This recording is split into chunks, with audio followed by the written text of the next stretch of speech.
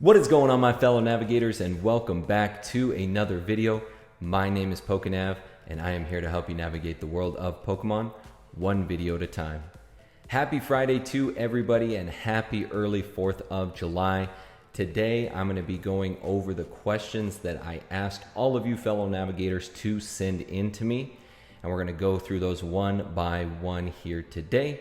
But before we get started, guys, just a friendly reminder, please go ahead and double slap that like button and hit that subscribe button as well.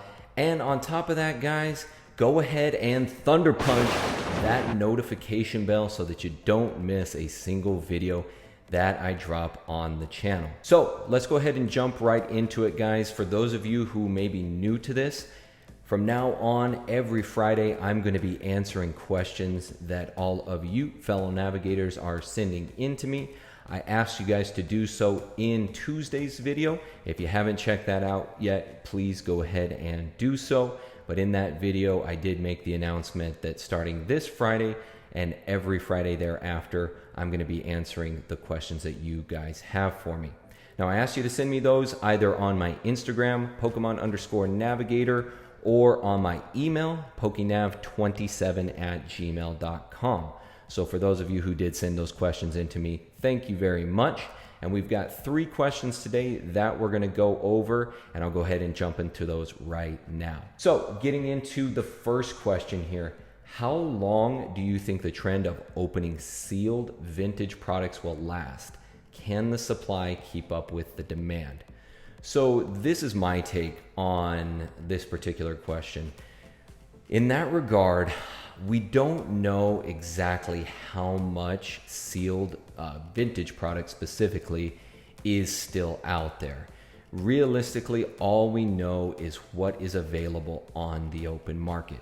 Now, some would speculate and hypothesize that there may be, storage lockers or complete hangars full of vintage products out there, but that is merely just speculation.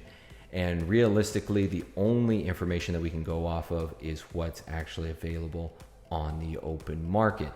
So with that being said, I still think even at the rate that sealed products are being opened up, whether that's on social media platforms, Instagram, here on YouTube, or just being opened up by the average collector, those people who are opening sealed products to have cards graded, I still think that there is enough sealed product out there to last for a good amount of time.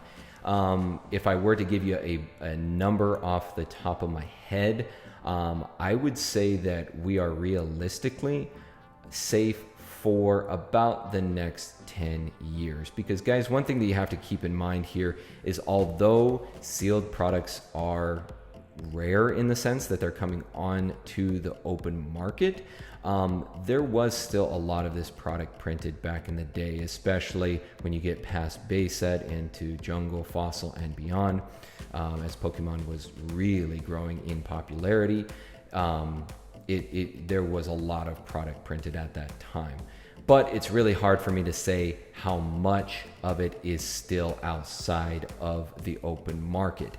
And one other thing to keep in mind with this question is that there's various different types of sealed product. Now, if we're speaking strictly in terms of, let's say, sealed booster boxes, I think that those will probably dwindle. The supply will probably decrease at a faster rate than, let's say, booster packs, blister packs, things like that, because those just weren't printed in that large of quantity. If you remember back in the day, if you were a 90s kid or if you were there in the early 2000s, there were still a lot of booster packs and blister packs that were hung on racks inside the stores.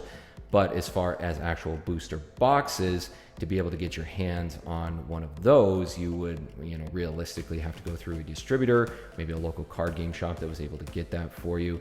So I think that the supply of booster boxes, in my opinion, will probably dwindle faster than booster packs or blister packs. Now, one thing to keep in mind here is that although over time vintage products, and when I say vintage, in this case, I'm speaking mainly of Wizards of the Coast products. Those products, I think, they're going to dwindle over time. It's just inevitable. But one thing to keep in mind here is that as time goes on, products that maybe came out 5 years ago, 10 years ago, or even products that are coming out now, those products will then become vintage. I mean, realistically, if you look back, products that came out in 2010, I mean, those are now 10 years old, and the prices on them are skyrocketing. Products that came out around 2015, even XY products, those are starting to skyrocket. Now think 5 years from now when those XY series are 10 years old and they're starting to make their way into what is considered vintage products. I think we'll see a similar trend in those products starting to increase to a price that matches what we're seeing right now for Wizards of the Coast products.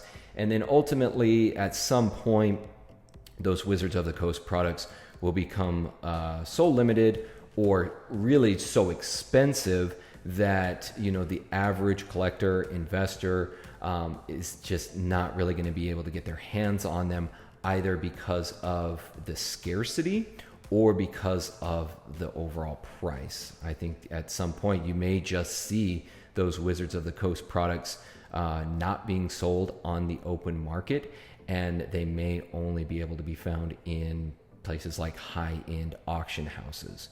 So hopefully that answers that particular question. Really good question there.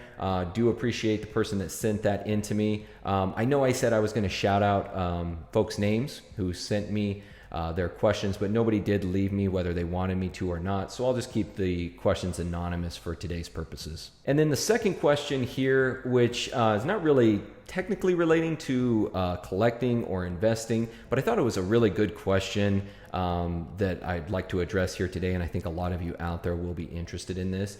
It's, what advice would you give to someone who wants to start their own Pokemon YouTube channel? Well, I can't speak for any other PokeTubers out there, but I can speak for myself in, basically speaking from my own experience in why I wanted to start this channel.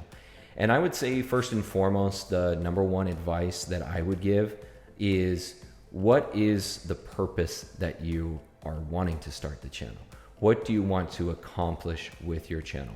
Is it something that you want to do to potentially grow a community? Is it something that you want to do just to maybe share experiences with family, friends, or maybe something that you can just personally look back on?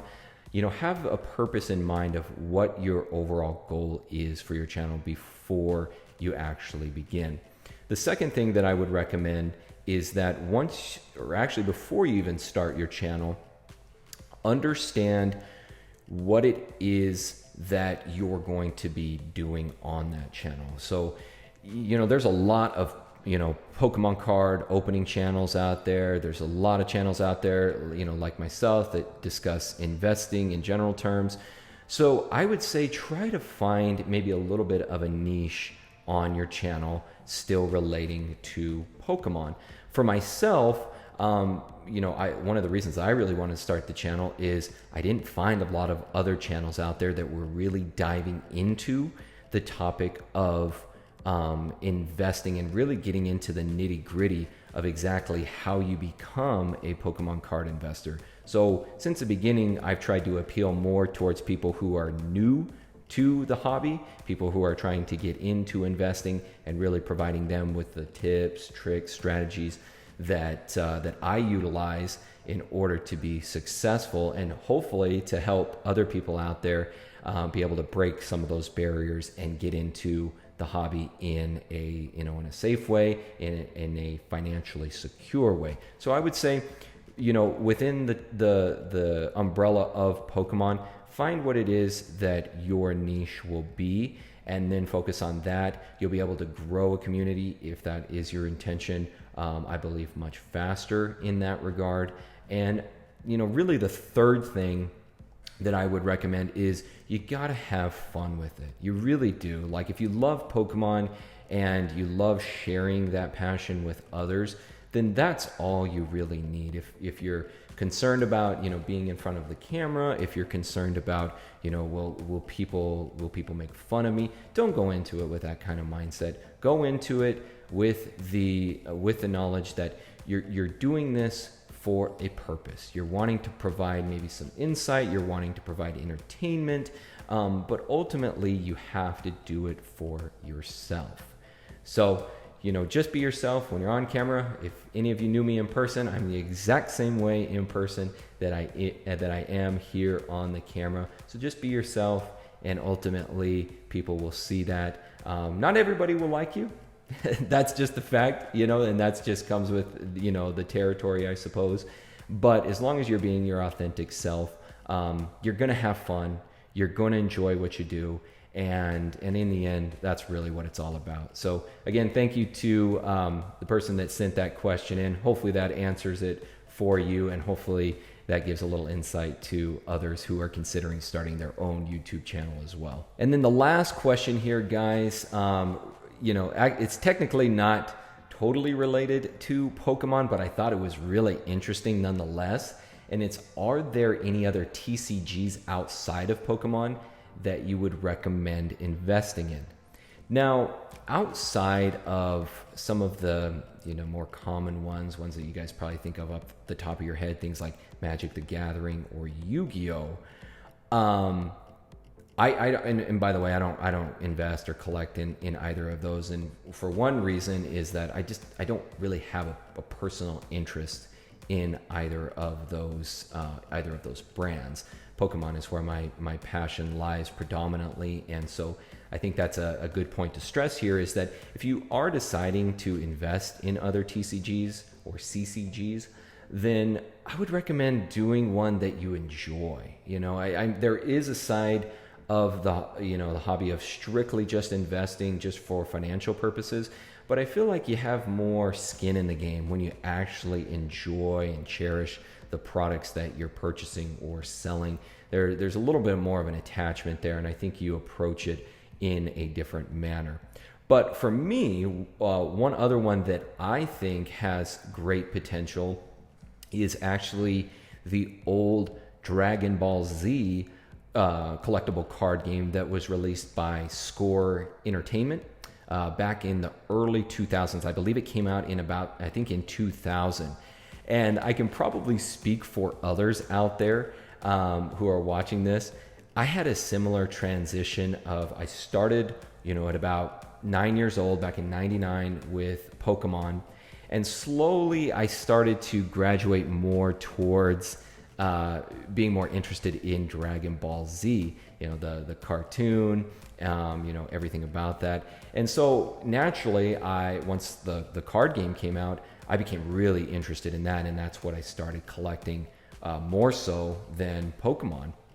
And to be honest with you guys, as far as my childhood collection is concerned, I probably have more Dragon Ball Z cards than I actually do Pokemon, believe it or not. But what I'll do, I'll go ahead and show you some of the cards that I have as far as my personal collection for Dragon Ball Z. And then I'll kind of discuss, why I think that might be a good set to consider investing moving on in the future. So just kind of taking a look at a few of the cards here. As you can see, they had their holos as well. Up here, you've got the Dragon Ball on the upper right-hand corner. That will determine its rarity. For this particular card, it has 6 stars, and I believe it went up to 7. I don't remember the exact here, but I know that this is considered, I guess in Pokemon terms, what would be considered like an ultra rare or maybe even a hyper rare. And then you had some of these really cool cards here that they came out with. These were like the character profile cards. I really like these. Here you've got Trunks, we've got a Gohan, and then we've got a Vegeta here. These were really cool cards. And the thing that I like about these is that it brought a whole new dimension to collecting. I was so used to just having the holos in Pokemon. And so when this came out with Dragon Ball Z, it brought kind of a whole new dimension to cards. This was long before the hyper rares and ultra rares that we have nowadays with Pokemon. So I thought that was really cool. But you guys are probably asking yourself, why wouldn't more people be investing in this right now? And one of the big reasons is that unlike Pokemon, where you can get cards graded through PSA or Beckett, the cards that came out for Dragon Ball Z, Score Entertainment actually, I believe they went under as a company, and then they sold off their products to Panini Entertainment, I believe is the name. And so according to PSA and Beckett, because the company is no longer in existence, the cards that we have cannot therefore be verified and therefore graded.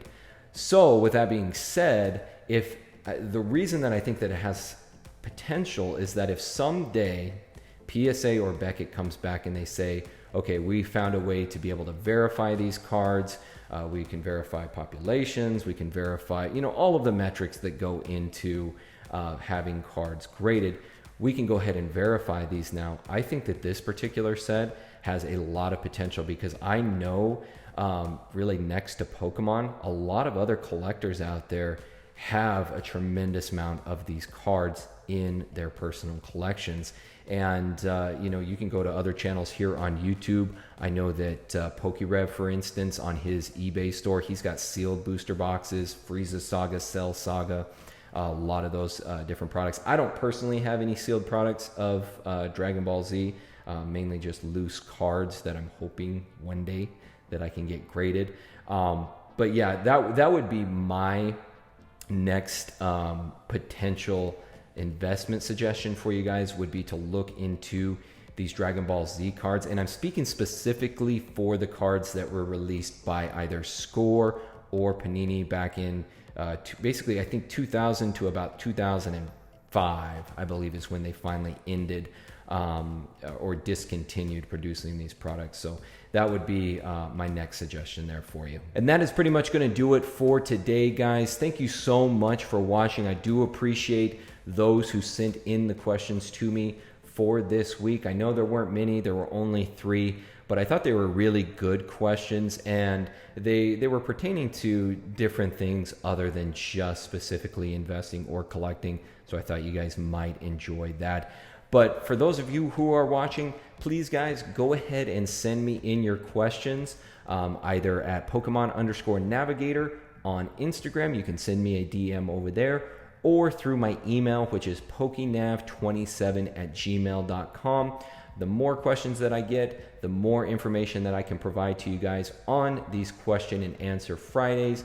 And ultimately, getting those questions answered, getting that knowledge is going to make you all better investors. So with that being said, guys, thank you again. Everyone have a great 4th of July weekend. My name is PokeNav.